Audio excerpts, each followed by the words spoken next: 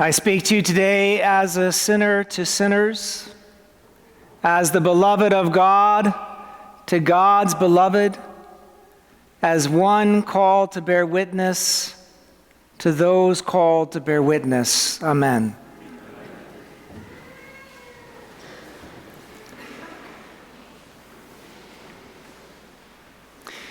In 2006, when I was a professor at the University of the South in Sewanee, Tennessee, I took a group of students, a diverse group of students, on a trip to South Africa, where for 3 weeks we studied the interaction between race and reconciliation in that country.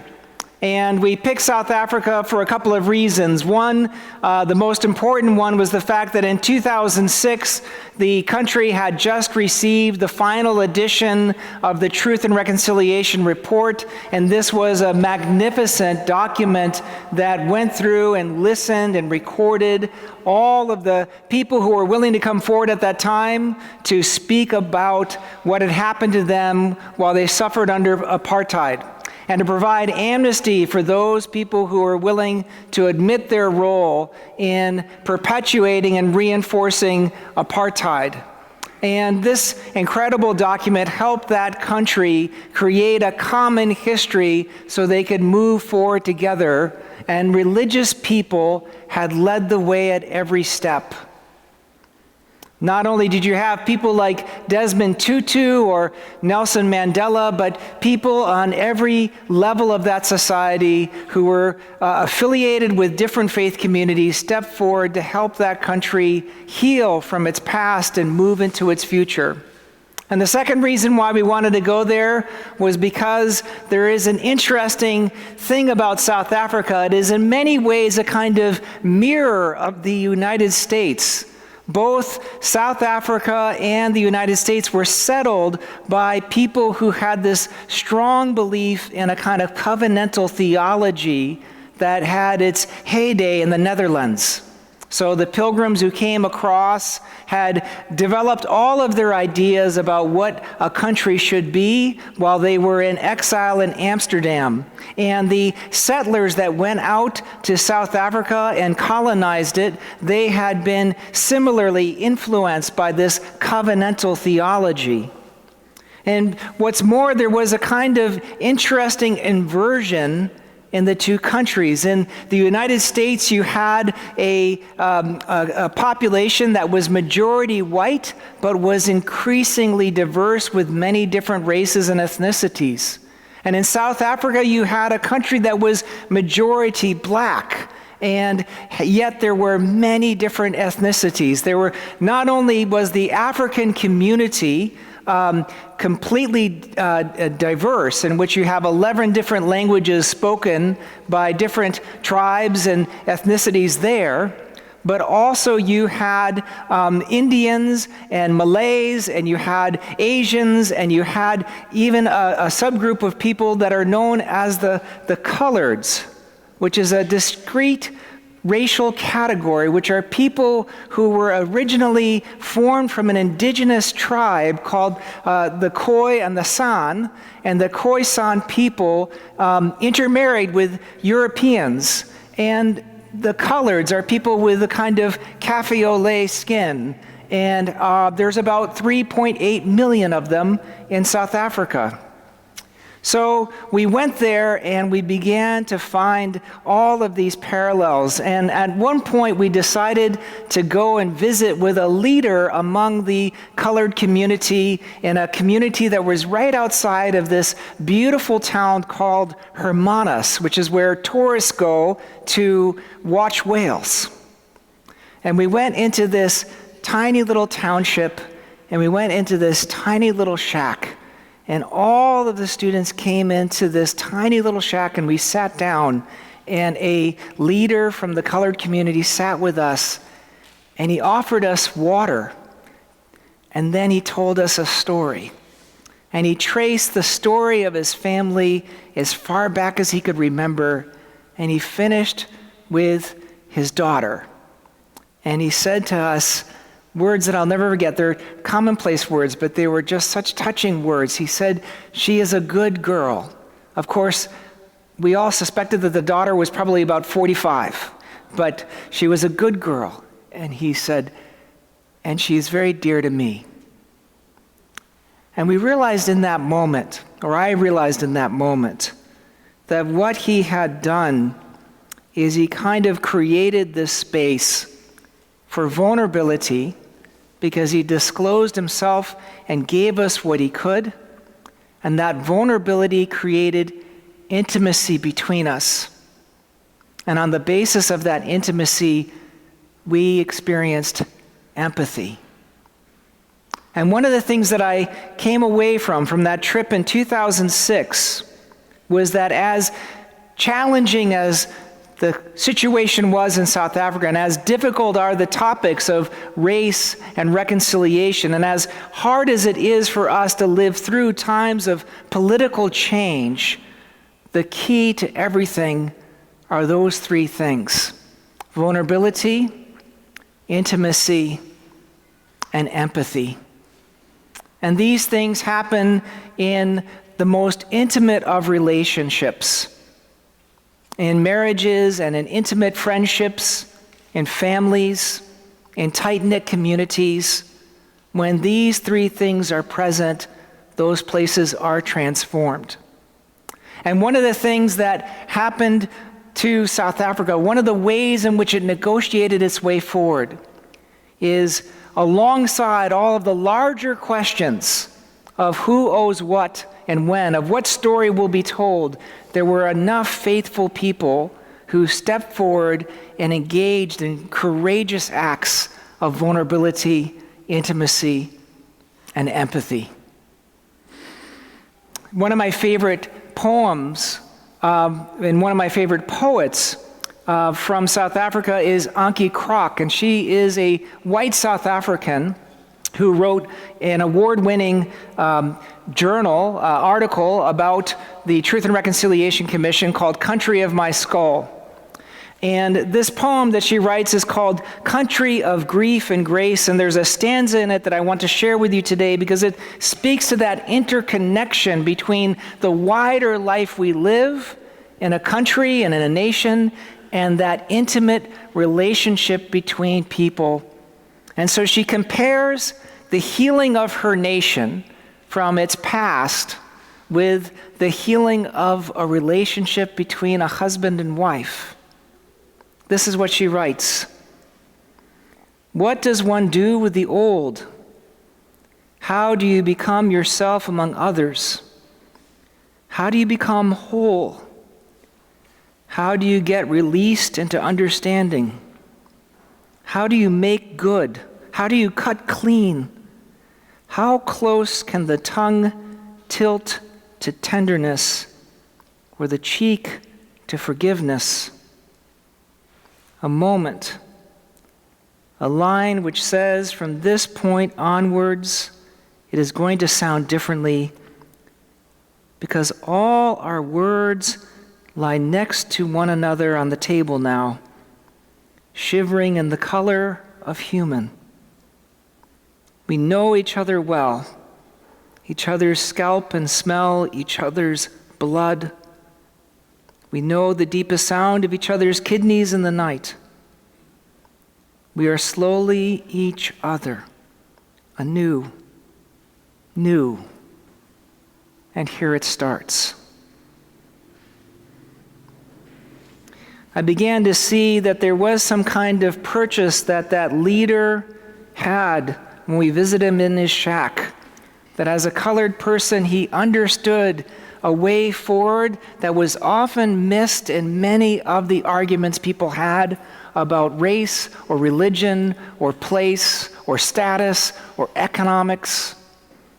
Because the colored community was one of those communities that could claim a kind of twofold oppression. When during apartheid, they were placed below the white community, and after apartheid, they were placed below the African community. And so this man, this courageous man, understood what was required of him, and he stepped into it. And it was a miracle. And Ankie Krok, in her account, this beautiful poem, sees this incredible integration between what we do in our most intimate relationships and how that plays out in the world around us.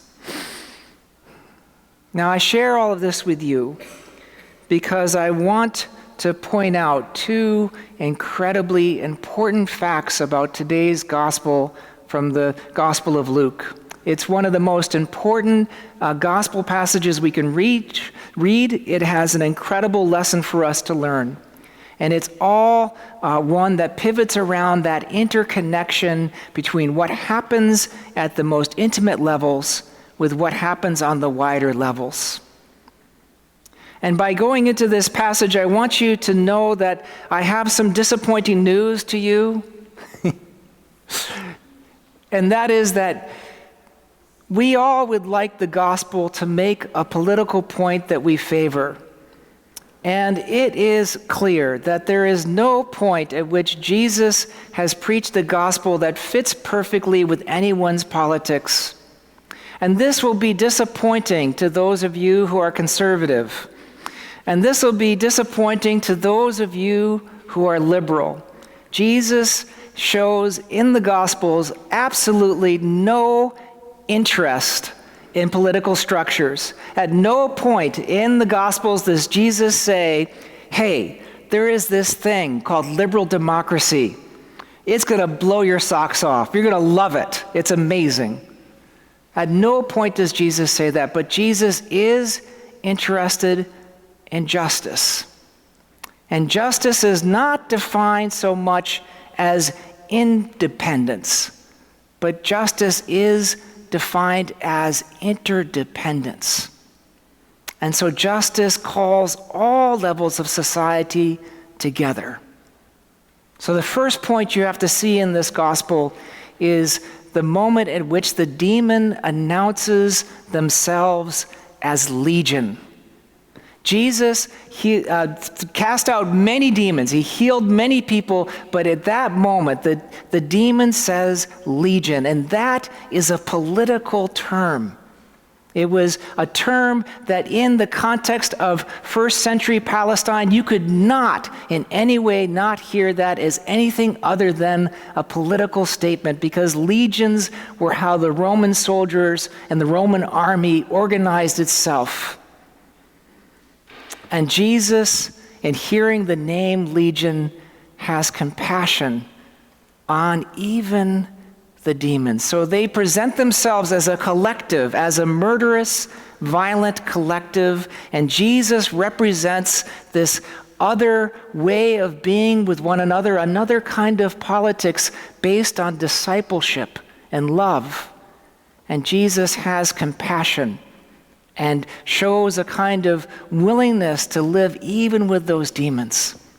And that is meant to cue us into the fact that Jesus is about to make an incredibly powerful point through the healing of the man who is beset by demons. And that brings me to the second point of this gospel, which is that Jesus heals this man and brings him instead, not along with him, but sends him back to his home. And so there is a kind of tracing of a person who is outside of community, and he is sent back into his home because it is there in that small relationship of intimacy that that man will experience the fullness of what it means to follow God and to know the power of God that comes from Jesus. It's there that he will experience and go with the grain of the vulnerability and intimacy and empathy that lies at the center of what it means to walk with the love of God. So there is a connection between all of this. Jesus pushes away from legion, though with compassion. And Jesus emphasizes another term, oikos, or home. And it's on that basis that everything turns in today's gospel. Now, we are all Episcopalians, And we're not used to pointing out each other as demon-possessed. It's a little bit unpopular to talk about that. And it's also kind of politically dangerous, to be frank. There are moments in which we will easily ascribe the politics to another as somewhat inspired by angels of a lesser nature than the ones we follow. What makes this gospel important is that you and I are meant to see ourselves in that same place as the man who is lost and naked. He is naked and afraid, just like Adam and Eve are before God descends and gives them the blessing of clothing in the Garden of Eden. And all of us may not have experienced demon possession, but every one of us has struggled mightily with things that break us apart and pull us apart from one another. We've all known what it is like to be outside of God's love. We all know what it's like to be filled with rage. We all know what it's like to experience a besetting of things that are less than what God would want us to be. And so today's gospel is a kind of invitation to us to find ourselves into that same path towards vulnerability, intimacy, and empathy, that same path towards God's love, that same path home. So where is home for you? In a moment, it happens, Anki Krok says. In moments in which we experience vulnerability, in moments in which we experience intimacy, in moments where we experience empathy, it is precisely there where healing occurs. Where is home for you? What is the intimate relationship that you have that needs some repair and healing? Everything that happens there speaks volumes about what happens elsewhere. May God give us strength and courage to step into the love of Christ, and so to see ourselves and each other anew. Amen.